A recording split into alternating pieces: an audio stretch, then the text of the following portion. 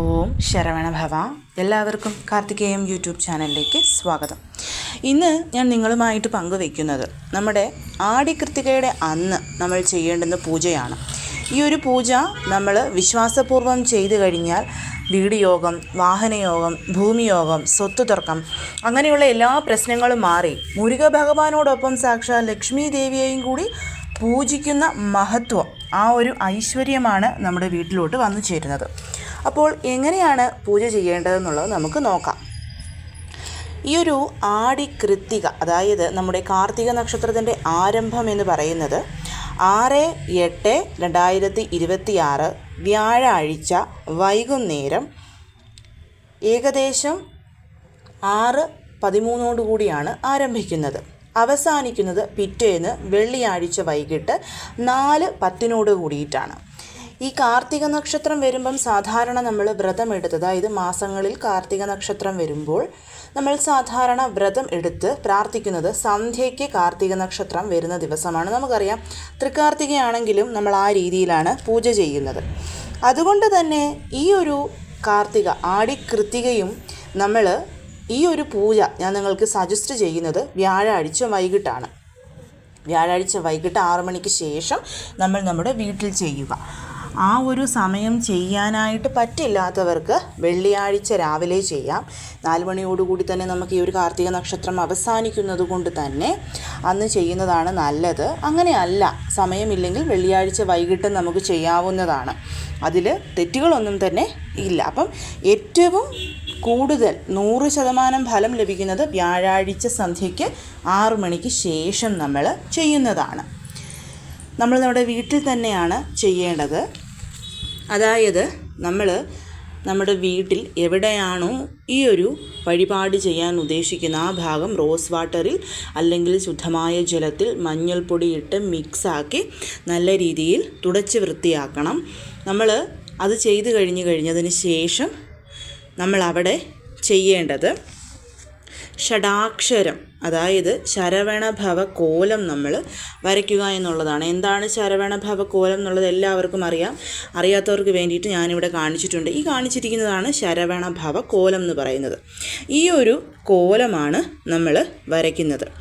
ഈ ഒരു കോലം വരയ്ക്കുന്നത്, ഈ കോലം വരയ്ക്കുമ്പം സാധാരണ നമ്മൾ വരയ്ക്കുന്നത് പോലെ ചെറുതായിട്ട് വരയ്ക്കരുത്, ഒരല്പം വലിയ രീതിയിൽ തന്നെ വരയ്ക്കണം. അതിൻ്റെ കാരണം നിങ്ങൾക്ക് ഞാൻ ഇനി പറയുമ്പം മനസ്സിലാകും. അങ്ങനെ നമ്മൾ വലിയ രീതിയിൽ കോലം വരച്ചു. 6 കോണുകളിലും ശരവണഭവ എഴുതി, നടുക്ക് ഓം എഴുതി. ആ നടുക്കുള്ള ഓമിൽ നമ്മൾ ഒരു വാഴയില വെച്ച് അതിന് മുകളിൽ പച്ചരി നിരത്തി നമ്മുടെ വീട്ടിലെ 5 തിരിയിട്ട് കൊളുത്താൻ പറ്റുന്ന നിലവിളക്കുണ്ടല്ലോ, അത് വേണം നമ്മൾ നടുക്ക് വെക്കാൻ. ഇനി വാഴയില കിട്ടാനില്ലാത്തവർക്ക് ബ്രാസിൻ്റെയോ കോപ്പറിൻ്റെയോ ഒരു പ്ലേറ്റ് വെച്ചിട്ട് അതിന് മുകളിൽ പച്ചരി ഇട്ടിട്ട് ഈ ഒരു വിളക്ക് വെക്കാം. ഇനി ഈ ശരവണഭവ കോലത്തിൽ നമ്മൾ ചെയ്യേണ്ടത് ചെറിയ കോപ്പറിൻ്റെ പ്ലേറ്റ് മേടിക്കുക. കോപ്പറിൻ്റെ പ്ലേറ്റ്, കോപ്പറിൻ്റെ വിളക്കുകളൊക്കെ വളരെ ചെറുതൊക്കെ നമുക്ക് ഓൺലൈനായിട്ട് അവൈലബിൾ ആണ്. അത് മേടിക്കുക. അത് വാങ്ങിയിട്ട് അതിൽ പച്ചരിപ്പൊടിയും ശർക്കരയും കൂടി മിക്സ് ചെയ്ത് ഇതിനുള്ളിൽ എല്ലാത്തിലും വെച്ചിട്ട് അതിന് പുറത്തായിട്ട് നമ്മൾ 6 താമരപ്പൂക്കൾ വെക്കണം. താമരപ്പൂ മസ്റ്റാണ്. 6 താമരപ്പൂക്കൾ വെച്ച് ആ 6 താമരപ്പൂവിനും നടുക്കായിട്ട് നമ്മൾ ഓരോ വെള്ളി നാണയം വെക്കണം. അപ്പം 6 താമരപ്പൂവ്, നടുക്ക് 6 വെള്ളി കോയിൻസ്. ഇതാണ് ശരവണഭവ കോലത്തിൽ സാക്ഷാൽ അറുമുഖനായ മുരുക ഭഗവാൻ എന്ന് പറയുന്നത്. ഇത് ഈ രീതിയിൽ ചെയ്യാൻ പറ്റില്ല എന്ന് പറയുന്നവർക്ക് നിങ്ങൾ ശരവണഭവ കോലം വരച്ച് നടുക്ക് നിലവിളക്ക് വെച്ച് ഭഗവാനെ പൂജിക്കാവുന്നതാണ്. പക്ഷേ ഇതാണ് ഏറ്റവും ഓസ്പീഷ്യസ് ആയിട്ടുള്ള ഒരു കാര്യം, നമ്മുടെ വീട്ടിലോട്ട് ഐശ്വര്യം വരുന്നത്. അപ്പം ഇത് ഈ രീതിയിൽ തന്നെ നമ്മൾ വെക്കണം. ശരവണഭവ കോലം നമ്മൾ വരച്ച് നടുക്ക് വിളക്ക് വെച്ച് ചുറ്റും 6 കോണുകളിലും നമ്മൾ കോപ്പറിൽ പച്ചരിയും ശർക്കരയും മിക്സ് ചെയ്ത് അതിന് മുകളിൽ താമരപ്പൂവ്, അതിനകത്ത് നമ്മൾ വെള്ളിക്കോയിൻ ഏത് തൂക്കമാണെങ്കിലും എത്ര വലുതോ ചെറുതോ ആണെങ്കിലും അതൊന്നും പ്രശ്നമുള്ള കാര്യമല്ല. അതിന് ശേഷം നമ്മൾ ആ വിളക്കിന് മഞ്ഞൾ കുങ്കുമം പൊട്ട് വെക്കാം. വിളക്ക് നമുക്ക് പൂമാലയൊക്കെ ചാർത്താം. ആ വിളക്കിന് ഫ്രണ്ടിലായിട്ട് നമുക്ക് നമ്മുടെ കയ്യിലുള്ള മുരുക ഭഗവാന്റെ ഫോട്ടോ വെക്കാം. വേലുണ്ടെങ്കിൽ വേല് വെക്കാം, വിഗ്രഹം വെക്കാം. അതൊക്കെ നിങ്ങളുടെ ഇഷ്ടമാണ്. ഈ കാർത്തിക എന്ന് പറയുന്നത് അഗ്നി നക്ഷത്രമാണ്. ചന്ദ്രഭഗവാൻ ഉച്ചമടയുന്ന നക്ഷത്രം കൂടിയിട്ടാണ്. അതുപോലെ തന്നെ നമുക്ക് ഈ ഒരു ആടിക്കൃത്തികയുടെ അന്ന് തൃക്കാർത്തിക ദിവസം നമ്മൾ എങ്ങനെയാണോ ചെയ്യുന്നത് അതുപോലെ വീട് മുഴുവൻ നമുക്ക് വിളക്ക് വെക്കാവുന്നതാണ്. നമ്മുടെ വീടിൻ്റെ ഫ്രണ്ട് ഡോറിൻ്റെ 2 സൈഡിലും മുക്കോണം, അതായത് ഒരു ത്രികോണം വരച്ചിട്ട് അതിന് നടുക്ക് നമുക്ക് വിളക്ക് വെക്കാം. നമ്മുടെ പൂജാമുറിയിൽ ഐശ്വര്യ കോലം വരച്ചിട്ട് അതിൽ നമുക്ക് വിളക്കുകൾ കൊളുത്താം. ശംഖുചക്ര നാമം വരച്ചിട്ട് അതിൽ നമുക്ക് വിളക്കുകൾ കൊളുത്താം. അങ്ങനെ എത്രമാത്രം നമുക്ക് വീട്ടിൽ വിളക്കുകൾ കൊളുത്താൻ പറ്റുമോ അത് ചെയ്യുന്നത് വളരെ ശ്രേഷ്ഠമാണ്. കാരണം സൂര്യനും ചന്ദ്രനും ഒരേ രാശിയിൽ സഞ്ചാരം ചെയ്യുമ്പം നമ്മൾ ദീപപ്രഭയിൽ ഈശ്വരനെ പൂജിച്ചു കഴിഞ്ഞാൽ അത് വളരെ പെട്ടെന്ന് നടക്കുമെന്നാണ് പറയുന്നത്. അതുകൊണ്ടാണ് നമ്മുടെ വീട് മുഴുവൻ, ഇപ്പോൾ കോലം വരയ്ക്കാൻ നിങ്ങൾക്ക് അറിയില്ലെങ്കിലും നമ്മൾ വീട് മുഴുവൻ ദീപങ്ങൾ കൊളുത്തി വെക്കും. അടുക്കളയിൽ, ബെഡ്റൂമിൽ ഒന്ന്, നമ്മുടെ വീടിൻ്റെ ഫ്രണ്ട് ഡോറിൽ, ബാൽക്കണിയിൽ, അങ്ങനെയൊക്കെ നമുക്ക് കൊളുത്തി വെക്കാം. അതിന് ശേഷം ഇതെല്ലാം ചെയ്തു നമ്മൾ കുത്തുവിളക്ക്, അതായത് നമ്മുടെ ആ ഒരു നിലവിളക്കിന് മുൻപിൽ നമ്മൾ മുരുകഭഗവാന്റെ ഫോട്ടോ, വിഗ്രഹം അല്ലെങ്കിൽ വേല് വെച്ചു. അതുള്ളവർക്ക് വെച്ചാൽ മതി. ഇല്ലെങ്കിൽ നമ്മൾ ആ ഒരു നിലവിളക്കിനെ തന്നെ ഭഗവാനായിട്ട് കണ്ട് പൂജിക്കാം. നിലവിളക്കിൽ നല്ലെണ്ണയോ നെയ്യോ ഒഴിച്ച് ചുമന്ന തിരിയിട്ട് വേണം നമ്മൾ കൊളുത്താൻ. ഇപ്പോൾ വെള്ളത്തിരിയാണെന്നുണ്ടെങ്കിൽ നമ്മളത് ഒരല്പം ചുമപ്പ് കളറിലെ കുങ്കുമം ഉണ്ടല്ലോ അതിലിട്ട് മുക്കി ഉണക്കി നേരത്തെ തന്നെ വെച്ചാൽ മതി. അതിനുശേഷം സ്കന്ദഗുരു കവചം നമുക്ക് യൂട്യൂബിൽ കേൾക്കാനായിട്ട് കിട്ടും. ചൊല്ലാൻ അറിയാവുന്നവർ ചൊല്ലിക്കോളൂ, ഇല്ലെങ്കിൽ അത് പ്ലേ ചെയ്യുക. പ്ലേ ചെയ്തതിന് ശേഷം നമ്മൾ ആ വിളക്കിന് മുൻപിൽ വെച്ചിരിക്കുന്ന മുരുക ഭഗവാനും അത് തീരുന്നത് വരെ നമ്മൾ അർച്ചന ചെയ്യണം. അർച്ചന ചെയ്യാൻ നമുക്ക് മുല്ലപ്പൂ എടുക്കാം, കൂവളത്തിൻ്റെ ഇല എടുക്കാം, പിച്ചിപ്പൂക്കൾ എടുക്കാം, താമരപ്പൂക്കൾ എടുക്കാം, നമുക്ക് കിട്ടുന്ന എന്ത് ഫ്ലവറും, അരളി എടുക്കാം, റോസാപ്പൂ എടുക്കാം, അങ്ങനെ എന്തും എടുക്കാം. അതുകൊണ്ട് നമ്മൾ ഭഗവാന് അർച്ചന ചെയ്യുന്നു. അർച്ചന ചെയ്തതിന് ശേഷം ദീപധൂപ ആരതി എടുക്കുന്നു. നിവേദ്യമായിട്ട് നമ്മൾ ഭഗവാന് സമർപ്പിക്കേണ്ടത് 8 എന്നുള്ള ആ ഒരു വസ്തുവുമായിട്ട് ബന്ധപ്പെട്ടിരിക്കുന്ന കാര്യങ്ങളാണ്. 8 ശർക്കര, അച്ചുവെല്ലമായിട്ട് കിട്ടുമല്ല, മുഴുവനായിട്ടുള്ള ഉണ്ട ശർക്കരയാണെങ്കിൽ അത് 8 എണ്ണം, 8 ഉഴുന്നുവട, 8 ലഡു, അതേപോലെ മാവിളക്ക്, 8 മാവിളക്കും ആ ഒരു വിളക്കിന് ചുറ്റുമായിട്ട് കൊളുത്തി വെക്കുന്നതും അല്ലെങ്കിൽ ആ വിളക്കിന് മുൻപിലായിട്ട് കൊളുത്തി വെക്കുന്നതും വളരെ വളരെ ശ്രേഷ്ഠമാണ്. അതിനുശേഷം നമ്മൾ ചെയ്യേണ്ടത് കർപ്പൂര ആരതിയും കൂടി എടുക്കണം. അതിനുശേഷം നമ്മളൊരു വൈറ്റ് കളറിലെ പേപ്പർ എടുക്കുന്നു. അതിൽ ഗ്രീൻ കളറിലെ ജെൽ പെൻ കൊണ്ട് നിങ്ങളുടെ ആഗ്രഹങ്ങൾ, നിങ്ങൾക്ക് ഈ ഒരു വർഷത്തിനുള്ളിൽ സാധിച്ചു കിട്ടേണ്ടുന്ന ആഗ്രഹങ്ങൾ എണ്ണമിട്ട് നമ്മൾ എഴുതുക.